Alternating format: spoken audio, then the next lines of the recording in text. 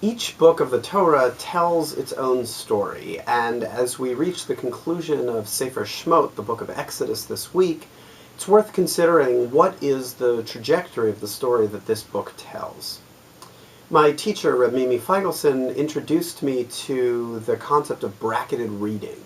This is a technique where you look at the opening and closing passages of a particular story, ignoring for the time being the middle, so that you can see the literary frame that the story is wrapped in. And when we do that with the book of Exodus, what we see is that this is a book and a story that is primarily focused on the Israelites.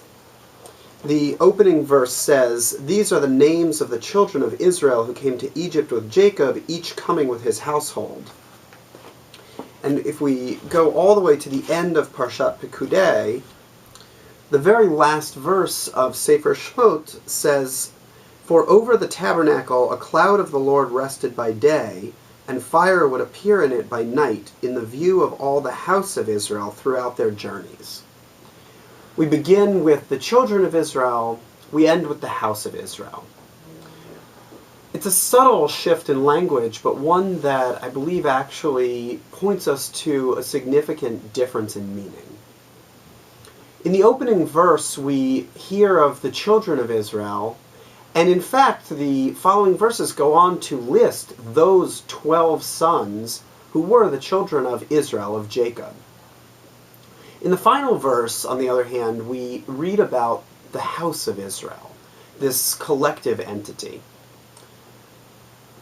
Sefer Shemot tells us a story of individuals who go down to Egypt, a family united by a common past.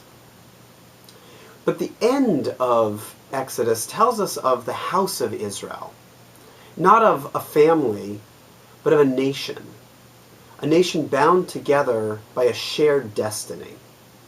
And all of the events in the middle that come between those verses tell us the story of how we get there. How do we move from being individuals, solitary, with a shared past, yes, but each of us with our own concerns, with our own interests, and come together as a collective, as a people, as a nation, moving forward throughout their journeys into the shared destiny that is to come before us.